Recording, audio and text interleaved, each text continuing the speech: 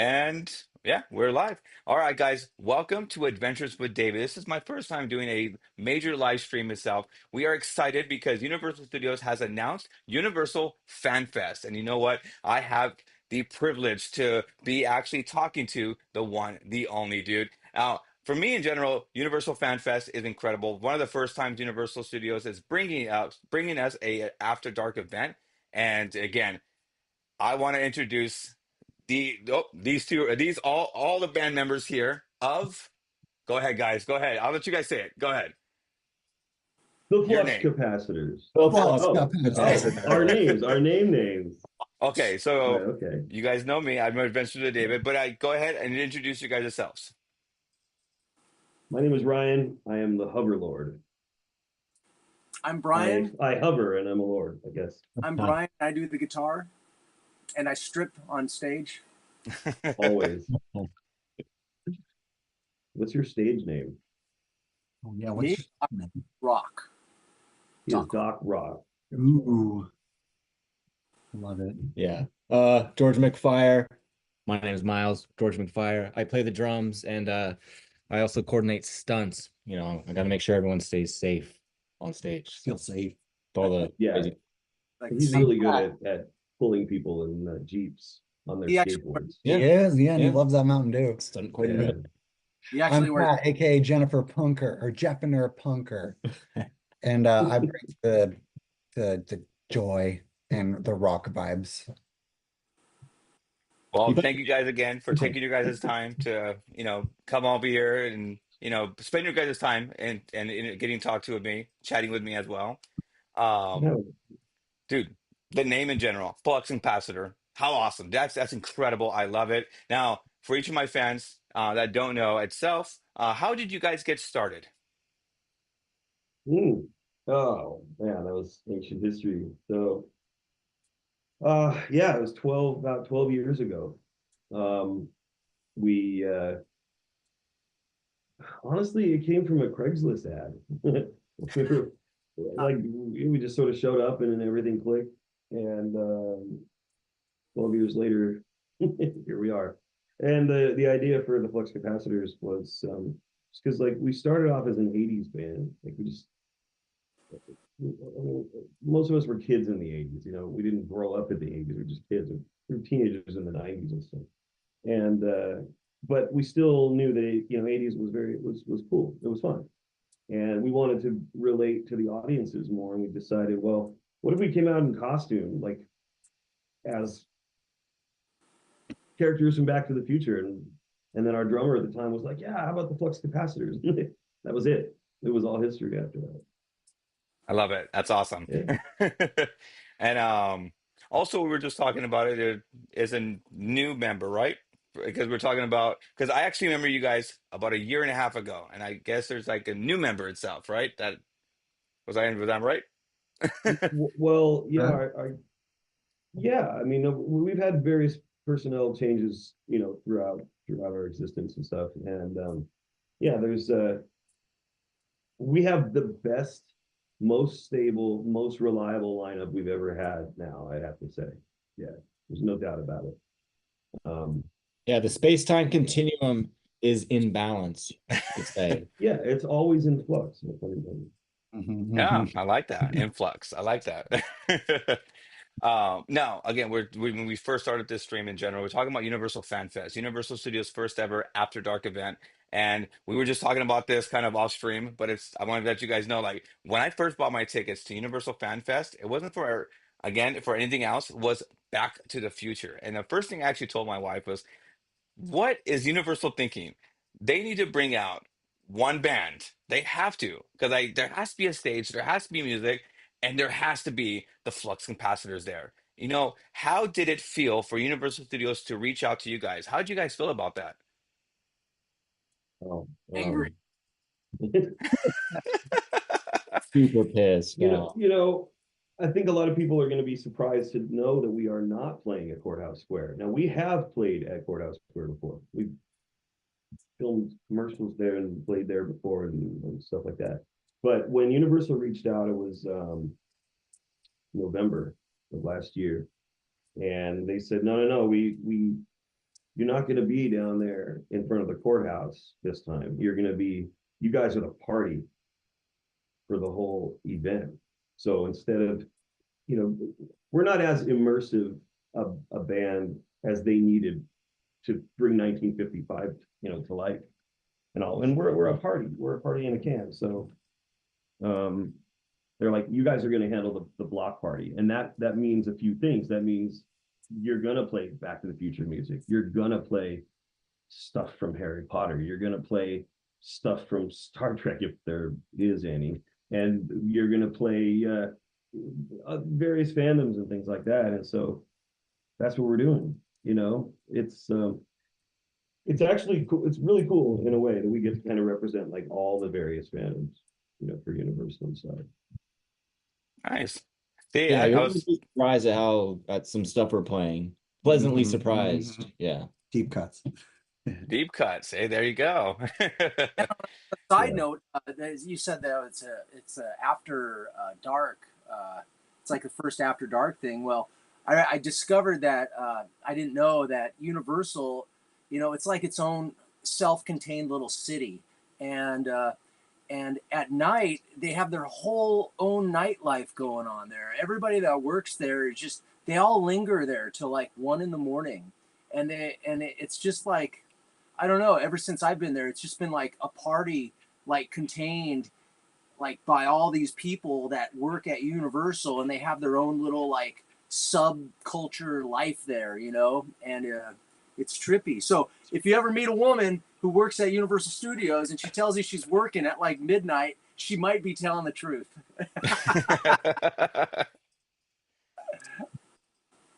Now, touch base with Universal Studios. Like, what's your guys' favorite attraction there? Nintendo. I'm all about. I've been dreaming. I remember when they opened the Nintendo in Japan, and I was like, "How am I going to get to Japan?" And then they finally opened it here, and I'm like, "There's only one ride, but I'll just go on Mario Kart all day." I'm all about Nintendo, and it's so cool to just be inside of it. I have to say, I've always enjoyed the tram tour, the studio tour, you know, because you do a whole bunch of things in there that are fun and see some cool stuff. And I always like the Mummy ride. It's so simple and you know, quick. But and I haven't been on any of the new stuff yet lately. So well, we did Mario Kart the other day, but Yeah, I haven't been on anything. So I'm looking forward to like the Star Trek immersive thing and all that. But I did do the Back to the Future one, and I'm not gonna spoil anything, but it was really cool. So Ooh, okay. yeah. That was the first time I've actually been in Universal Studios and not out in the back lot. And so I checked out the Star Trek thing, and it was funny. They, you know, they got all the actors in there, and you're standing there just watching them do their thing. And I didn't know if I was supposed to be serious or if I could just laugh at the whole thing. You know, I wasn't sure how to act in the whole thing. And then we checked out the Harry Potter thing, and the big, you know, forced perspective castle that they have there looks pretty rad. That's all I know about it. It's pretty rad, yeah. it's funny to say that, you know, you have well, I'm sure you've been to Universal Studios before, probably not for a long time, but the fact that this is like the first time, at least in a long time, that you have been there not on the back lot. That's an interesting perspective that a lot of people won't have, you know, because whenever we're there, usually we're down on the back lot, you know, at Courthouse Square or roaming around or doing doing whatever. So Yeah, the yeah, first time, it's fascinating. what, like 2013, I think? Yeah, yeah. And then we did that thing with Bob Gale. What was that? What? Yeah, we filmed a commercial. So in 2015, we were part of a documentary called Back in Time.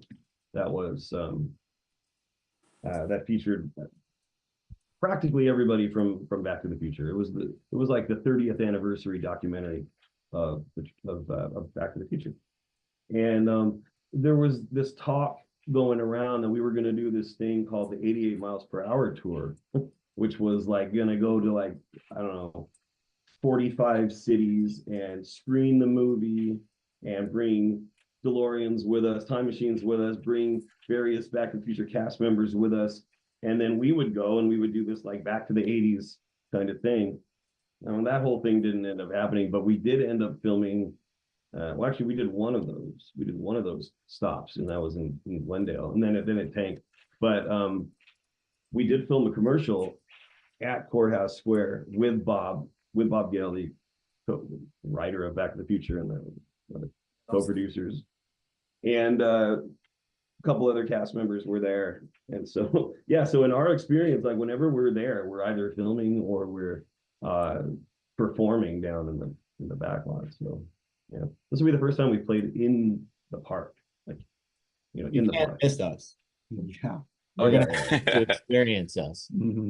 Period. I would have loved to see you guys actually perform at the Courthouse Square. I'll be honest with you. To be honest, that would have been so incredible, and like have like the cast meetup as well.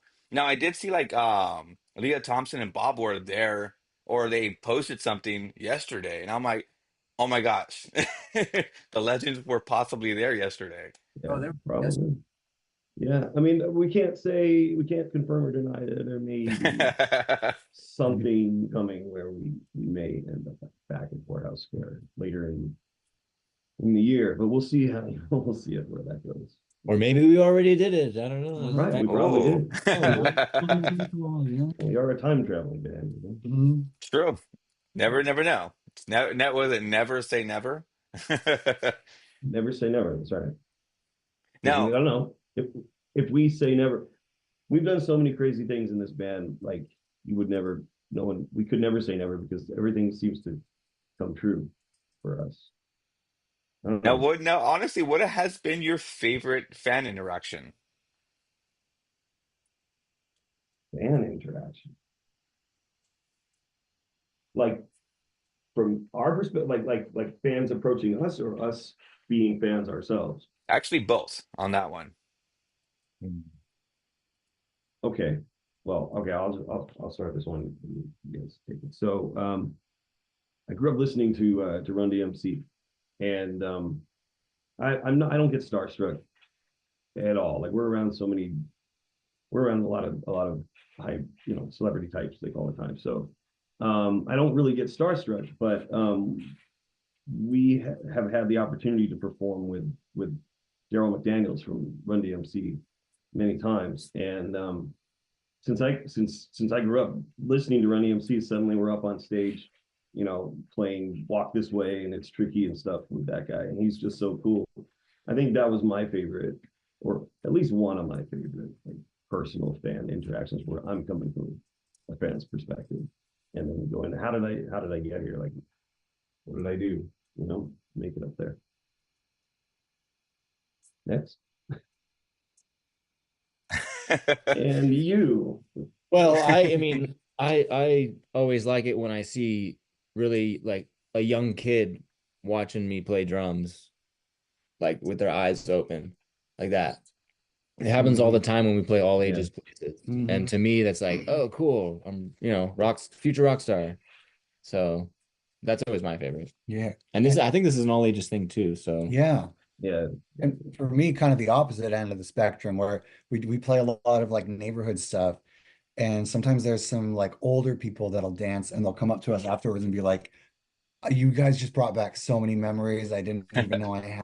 So happy. I swear sometimes they're crying or something. We're like going deep into their like formative years and bringing them some joy. And I love that. everybody dancing. Everybody. Yeah. Might be 100 years old. Yeah. That's true. Doc Rock. I'm thinking, I nothing pops right out of my head. There's been so much stuff. Yeah, that's the problem. There really has been. God. Yeah, Doc Rock is always, he's always just surrounded by groupies. You just can't do anything but that. They flock. Yeah. That's surrounded. That's really my favorite was when I'm up on the front of the stage and there's no barricade, and everybody's like right in front of the stage, and they're all like reaching up and using their hands. What's interesting, and this plays into what Miles, George was saying. We have been. There's just no doubt we have been some kids' first concerts, that they've ever seen. There's little kids who have come, they're like, oh my God, they've never seen a band before. So they might remember this crazy band, throughout their life and think that was my first concert. Like, so we've been people's first concerts. You know, this we were doing I think we might have been in Laguna doing that beach thing, and this father came up to me and he told me that his son watches all our videos, sings along with all our stuff, and he brought him to our show. And the kid came up to me and gave me a sticker, and to this day, it's the only sticker that I have on my guitar case. Wow. And when somebody tells me like cool, that, man. really, he watches all our videos, like Yeah. It's just mind blowing. It's like, wow, that's just okay. Pretty fun. That's incredible. It's also a bit of a trip when we like go out of state, and then and the people are like, man, I'm so glad you guys are here. I know about you guys. I've seen you on TV before. I've watched your videos or whatever, and that always is that's all. It's been such an adventure, and like to find out like truly how far reaching our name has gotten, as part of just like our own thing, but like as part of the Back to the Future like fandom and mythos. Like it's just beyond belief. Wow, that's awesome. Now, I do have a question regarding from one of my people in the chats right now. Her name's Ghoul Friend Lexi. She says, I have a question. Would the Flux Capacitors be down to take over the Puente Hills Mall parking lot and host a show there? Because that would be legendary. Lexi, We we have did that before. We actually did that at the last minute. We'll do it again. Yeah, I'll do it again. Well, Yeah. no, we like went there at the last minute, and somehow we got the whole place packed. Hey, how did that work out, Ryan? How did that? Okay, so we may do it again, Lexi. Let's just say that. But actually, I believe we are going to do it again a little later this year. But so 10 years ago, there was a big Back to the Future week-long thing called We're Going Back. And that was like people were flying in from all over the world.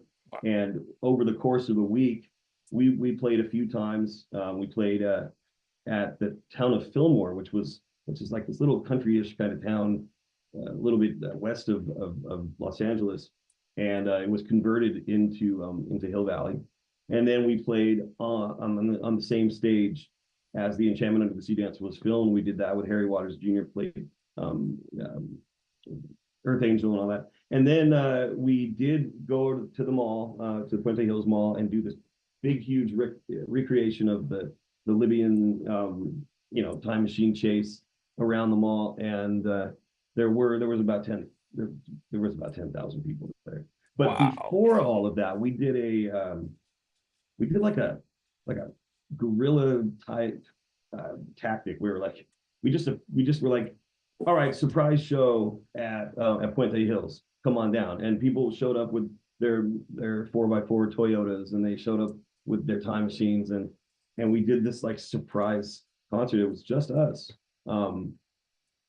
doing that, and actually the organizers of We're Going Back had parked Doc's Emmett, his big truck where the DeLorean was in. It was parked in that driveway for about 6 months in preparation. It was just parked there, and it was filled with props. So as the 30th anniversary approached, people were always coming and taking pictures of it. It just looked like something was building. So as the date approached for us to play, like we're like, all right, let's just do this. And we did this surprise concert out there, and you never know when that could happen again. Like, we'll see. Yeah, I didn't think anybody showed up, and everybody showed up, and it amazed me, blew me away. Yeah. Oh, that's incredible. Yeah.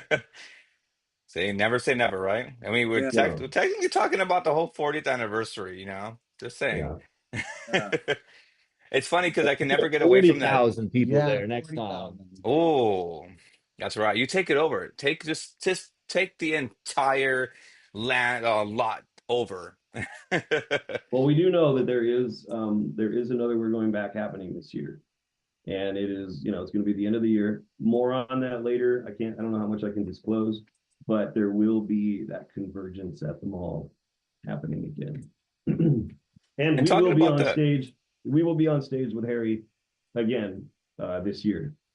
Yeah, oh, okay. yeah. But like I said, more on that later. We'll talk about it after FanFest. It's a So little yeah, bit ways but away. we'll take over that parking lot. We will take over the mall, and we better do it. I don't think that mall's going to last much longer. Yeah, you know, unfortunately, Puente Hills Mall is one of those like dying liminal space malls that you like from your nightmares now. Like you walk in there and there's one little store that's open, but the music is still playing and no one is. There's like jazzy, weird music in the background, and but outside, it's still Twin Pines. Yeah. Yeah. Especially like this whole fandom of Back to the Future, it has like a resurgence this last Yeah, year, I would actually say. I was actually looking at everybody's post, everybody's excited, but also seeing it evolve. It's just incredible on the amount of people and the amount of fandom this has brought from the younger yeah. generation to even now, to the older generation. Yeah, in Back in Time, and for those of you who haven't seen it, you should watch it. It's streaming everywhere. But Spielberg was in it. Steven Spielberg was in it, and he said something that resonated with me. He said that the Bobs, that's Bob Zemeckis and Bob Gale, had created lightning in a bottle, and lightning in a bottle tends to stick around a long time, and that is what Back in the Future is like. It reaches everybody. It lasts forever. It's never going to stop. It goes. It's fun. It's harmless, and yeah, it's like it never stops. It's rolling along forever. Yeah. And also, like, I want to ask you guys in general, like, what has been your? I mean, I know you guys are the Flux Capacitors in general, but also, what has been your inspiration? So much. There's so much. It's so hard for me to like pick out a favorite guitar player or a favorite band or a favorite song or this and that. There's so much. There's so much. There's so much from Black to Toto to to I mean Van Halen to God. It's like when you walk into when they used to have record stores and you wanted to go buy some music and you'd walk in there and then as soon as you get in there and you see the thousands of CDs or records, you forget everything you ever wanted to hear and you can't think of anything and it's all in front of you. It's kind of like that. For me, I've always loved entertaining people and myself too. So, and I look at entertainment as like a challenge for myself and a very fun thing. And I like being in the middle of things and being at the studios. Some of my favorite places in the world are being in the backlots of the big studios. And yeah, I think that's one of my major inspirations is just entertaining people, making them happy, making them forget their problems for a while, and yeah, just creating a big party and everyone has a good time. Goes home and was like, man, that was really fun. Yeah, it's really all about just being able to seize the moment and make a party out of it and just Yeah. enjoy it to the fullest extent because you don't get to do that very often for some reason, you know? What about you guys? Yeah, I mean, I just love performing Mhm. because the Yeah. alternative is like kind of is going crazy. So it's like perform and feel great or don't perform Yeah. and not know what to do. Yeah, if So I'm not on a stage, then I'm just like in the aisles of Target dancing or something, and that gets weird. And also, the It's not 80s that are weird. kind of like just like the perfect decade of music because it's all about like this shameless, melodramatic fun. And every song we play is just good. I don't know, like yeah, no it's just matter all what. And it's a solid and it's all variety, good. so And Yeah. it always feels fresh. it's still relevant. Even like kids get these songs. Everyone gets it. It's amazing. But, but like for FanFest, like we're not. I mean, like we were traditionally an '80s band, but we're doing some '80s, we're doing some '90s, we're doing some 2000s, we're doing some 2010s. In fact, we're going all the way up to like 2015. There's some significance behind that date. Yeah, a little Uh, jazz, a little heavy metal. we're Hmm. doing everything. We're doing music from fandoms that Universal isn't even. putting on the marquee for FanFest. So you're gonna hear all kinds of cool stuff, I mean, and that you might even hear some Backstreet Boys. you may even hear Hey. some Backstreet Boys. You probably We got will. the moves too. Yeah. So yeah, so Look, if you guys see we're my like, wife in the audience, a little bit of Backstreet Boys, done. oh, it's You have her happening. full It's attention happening every now. night. It's happening every night. We promise. Backstreet. All right. So yeah, so like music is a time machine, and that's the thing. Like we can take people back in time, and through the fandoms they love, and just sort of give everyone this like multi-sensory experience that they can take home with them and just be like, man, I had a great time with these guys. So that's what we're gonna bring to FanFest. That's why we're there, and we're really lucky and honored to have been the of all the bands like on the planet, they chose us, and that's really validating, and we're just so appreciative of the opportunity. Wow. Well, on that note, I want to say thank you guys for so much. I know it's a short interview, but a short video, but thank you guys so much. We end on a perfect note, talking about Universal Fan Fest and what people can expect in general when they go out there. And again, thank you guys so much for taking time out of your guys' day and just coming out here and just showing my fans what can they expect from you guys, and also just chatting it up today. So You again, got thank it, you guys man. so much. Yeah, thanks for having us, David. Of, Yeah. oh, of course.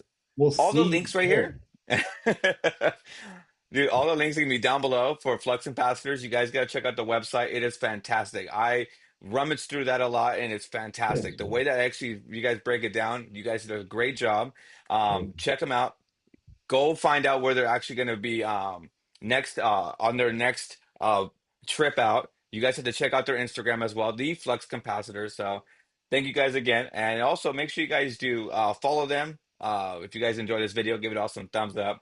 Make sure you guys do subscribe to my channel, and again, thank you guys. Oh, thank you guys again so much. I Thank appreciate you. you You're very guys. welcome. Thanks, David. And if any of you guys are on the fence about going to FanFest, it's going to be well worth it. Um, Grab your tickets if you still can. You won't leave upset. And the whole park is open too for everyone who you can still ride the rides even after you've watched the band and done the experiences and stuff. So it's Yeah. it's worth going. Oh, and the perfect way to get to Universal Fan Fest, go to fluxcapacitors.com. Right in the very front part of that homepage, click on it. And that's going to take you straight to Universal Fan Fest. Cool. Yeah. All right. Thank you guys again. Thanks a lot, guys. All right, you guys take it easy. See you later. All right. Let's see. Give it 1 second, guys. All right. We are off. Thank you.